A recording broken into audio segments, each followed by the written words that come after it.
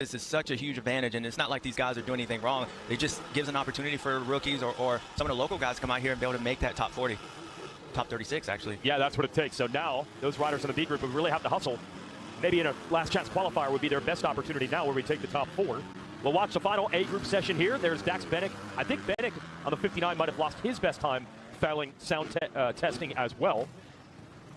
Yeah, Hayden's just letting it field all these guys. You can tell, I think that's Joe Shimoda on the other side of the box, but I always had a hard time doing this. Like when there's bikes on the track, I feel like what Hayden's doing in Dax, I would just get antsy sitting there. Like I got to go. So, you know, it just shows you how confidence and how different things is. He's sitting there talking to his teammate. I think Hayden coming here last weekend, just more of not necessarily how to ride the sand, but just really getting his right mindset. And it's a huge day. I think if Hayden comes out here, even just being on the podium is a win for him. But if he somehow comes out here and wins this, he puts a huge stamp on this championship. And it's going to be up to everyone else to try to get him from doing that.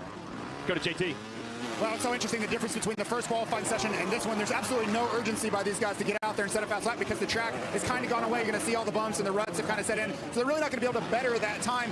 This practice is much more about finding their race pace and getting the motorcycle working exactly how they want to. Where that first session was all about getting that lap time in. So, of course, they qualify, but also getting that gate position. So really a tale of two different qualifying sessions, and the approach differs accordingly. Thanks, JT. Deegan, by the way, was the fastest of the A group, and he's second overall behind Gaillon, who had the time in the B session. Yeah, I think Hayden right now, I mean, being fast is a huge win, especially after going 4:10 last year and having the struggles. And, I mean, normally that's a normal day at Southwick, but just having Hayden out here, I know he wants to be here, Adam. Yes, he does. And one thing you've seen with Hayden this year, especially with him riding with so much confidence, is he's a very aggressive rider. There's no doubt about it. Uses a lot of body English. And one thing that can kind of get you in trouble here at Southwick is coming into these turns a little bit too aggressive, a little bit too fast, especially on the 250. You know how it is, James. You get in the middle of that corner, bury the bike, and lose your momentum. And so I think that's one thing he's going to have to watch out for. He's got to be aggressive, but he needs to be smart with his effort.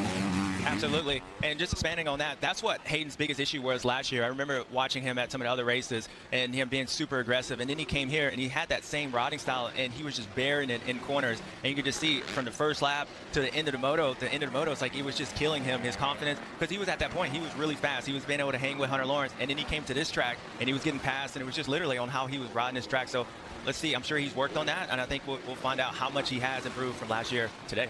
And he told me the main thing he picked up on was the lines when he got to ride here last week. Maybe that also paid off in qualifying because he knows the track really well immediately. So just talk about burying the bike, just define that for us. So what happens, these guys, here at Southwick, since as I was mentioning earlier, there's a hard base to it. So a lot of these guys, you know, you think of a sand track, sand is endless deep. You know, this track has a base to it. So they're coming into corners, and the bike actually starts sliding going into the corners, and then you hit this sand wall, and then what happens, some parts of the sand gives away, and you just end up burying it, and you'll hear the bikes go, oh, like the thing almost stall out. And once you do that, then you lose all the momentum, then you're trying to build that back up. So burying the bike is when these guys are coming into corners, and all of a sudden you just see all this G-force in the mid part of the racetrack, mid part of the corners, and that's what we call burying a motorcycle. Deegan definitely on a fast lap right now. Yeah, you can see he's a little bit farther back on the motorcycle. These guys, you'll see a lot of them leaning back a lot today, trying to keep that front end light, trying not to bury the motorcycle. But if anything, you want to bury the rear end, not the front end, and that's why they're so far on the back of the motorcycle. And we'll see again that we do not expect anyone to be better lap time-wise in this session than what they were in the first. Yep, nice line by Hayden. You know, here at Southwick, you want to try to keep everything in an arc. You know, you don't want that, stop and go. We'll talk about that later. But, yeah, you try to keep the momentum up. You'll hear the guys in a taller gear. You have to shift a lot more here at Southwick, especially on the 250. If you're shifting maybe 15 times here, you'll probably do it 30. Keep the bike going, keeping the RPMs up low. Not only you got to try to save your body, you got to try to save the motorcycles. We notice a lot of DNF. So there's a lot that goes on to riding this racetrack that makes it difficult. And we'll listen to Deegan here. That's another thing, by the way. You mentioned you're hitting a taller gear and lower RPM. That's the exact opposite of what you normally hear from Deegan. Yeah, but those guys, they'll tell him, the bike won't make it if he rides normal here. And I'm sure Star Racing's worked on that thing. As you can see, he's trying to get around this guy. That's that burying, that sound right there where the RPMs drops off really quickly.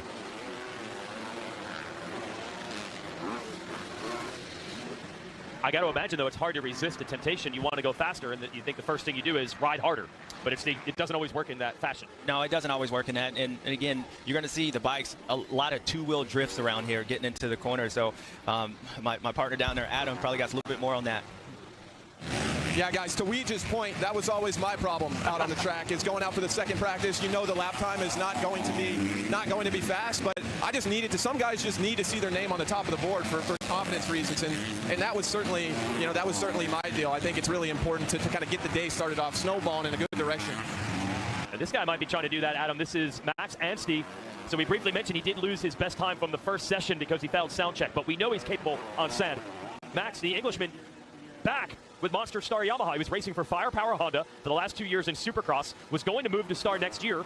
They've actually got him started early now, and Max says, as he's off the track, everything he's going to learn over these final 7 Pro Motocross rounds, and presumably he'll make the SMX playoffs. It's all to learn for next year, but I got to think, a guy who was raced in Europe and was very good in sand, is probably excited about racing in Southwick and wants a good result. We asked Max about all this yesterday. I think for me, I feel like I've got some unfinished business in the US Outdoor Championship, and the team that I was on was primarily Supercross based, and yeah, it's been since 2010 since I actually raced US Outdoors on a 250. I've done a few rounds here and there on 450s, but to get the ball rolling early, my deal was originally supposed to start for next season, is something that I'm really grateful for, and now we can go and learn and try and iron out some things for the next season. I know I'm coming in halfway through, but for me, I'm excited to be a part of this crew, and yeah, go and have a lot of fun tomorrow and put on a good show. Yeah, that's really cool, and I think Max has the right attitude coming in here. I mean, as you always hear from him, he's super happy, grateful for, so it'll work out well for him. And now this guy, talking about attitudes, Levi Kitchen coming off the almost winning that Supercross championship and then starting the season off really good. He's been kind of MIA, so I think things need to change for him. And I don't know how good he is in the sand, but today he better find out how to be really good, because he's got to get back in his championship. And what Adam was saying earlier, just with the confidence, Adam, he's got to just get that thing going, if that maybe it starts with qualifying AC. Yeah, guys, I was able to talk to Levi earlier, and stop me if you've heard this before, but he's been chasing the bike setup a little bit since Paula. So since Fox Raceway, he's been flicking it around, and he hasn't really found comfort. So he actually just went back to his Fox Raceway setting. Says he feels a lot more comfortable, rejuvenated after the break, and I look for a good result today for him. Well, we just saw Jalek Swoll pull in on the box there, and you think about the challenge for Jalek Swoll and for Triumph Racing. They don't have any data to draw from at a track like this. Sure, they've been testing and practicing in Georgia on hard-packed racetracks. You come here on a brand new motorcycle, as you see him dodge a down rider, he's guessing at settings, and they're trying to figure out the bike as they go in qualifying. So when he comes in, he's communicating with the suspension technicians about what the bike's necessarily doing. They're going to be making changes all day long, so it's just another challenge that a first-year team and a first-year motorcycle has to go through. Yeah, thanks, JT. And that goes for his teammate, Joey Savacci, as well. Although Jalek's been solid. He's actually tied with Masterpool for 6th in the Pro Motocross points. Nick Romano now in.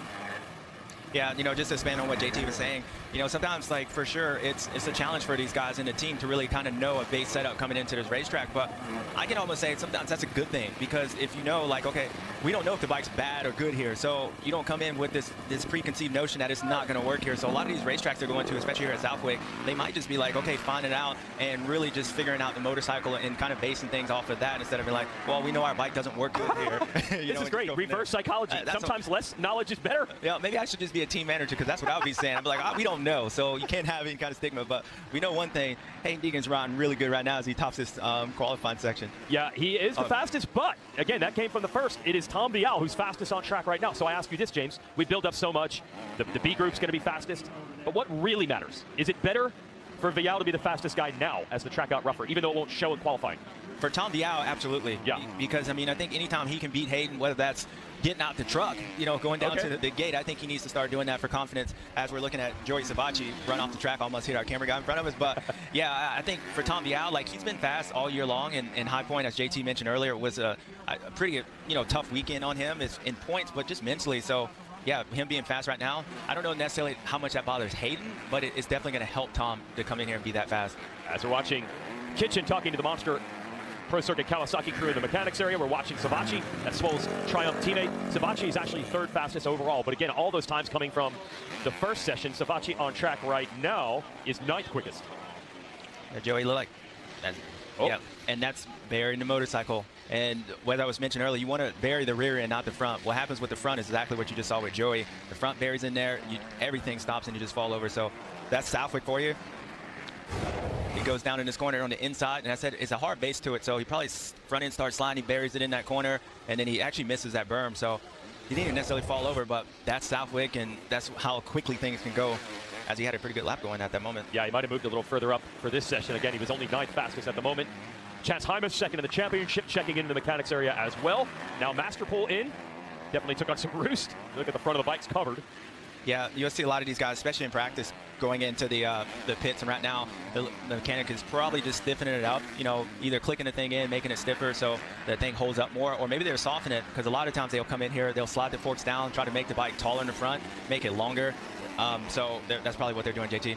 Yeah, and it's been a non-stop parade of riders through here, all talking to their suspension technicians. And I think part of it, too, is the way the weather has affected this racetrack. It's a lot choppier and a lot faster than a normal Southwick setup. So Levi Kitchen made the universal sign for his rear coming up on the downhills, right? He wants probably to slow his rebound down a little bit and just work with the track a little bit more. Because typically Southwick has slower rolling bumps. That's not what we're necessarily seeing just in that section Savatgy was in. As they compress coming into the corners, they get those braking bumps, and the rear end was coming up on Levi Kitchen. Yeah, you can see the front end and rear end, you know, pushing away from Joy right there. And again, I actually enjoy riding this track, you know, as far as practicing. Racing is a whole different thing.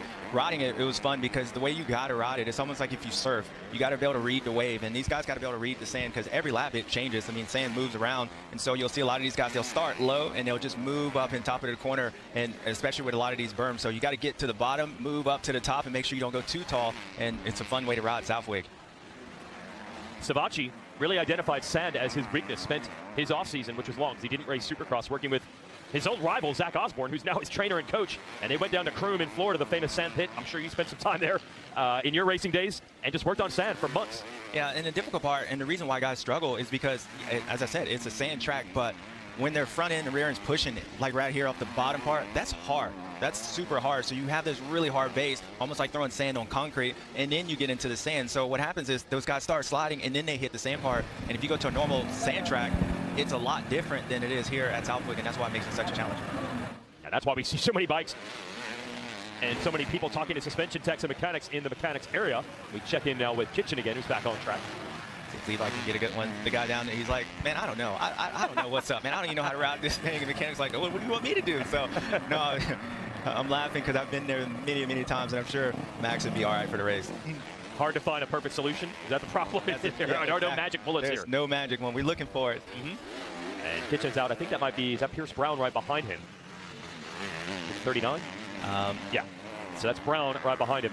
Right now on track, it is Vial, Deegan, Boumer, Jordan Smith, Joe Shimoda. They are the Fast Five in this session. Vial, this is crazy. This will be the first time Vial has ever topped a qualifying session in Pro Motocross here in America, learning the tracks last year.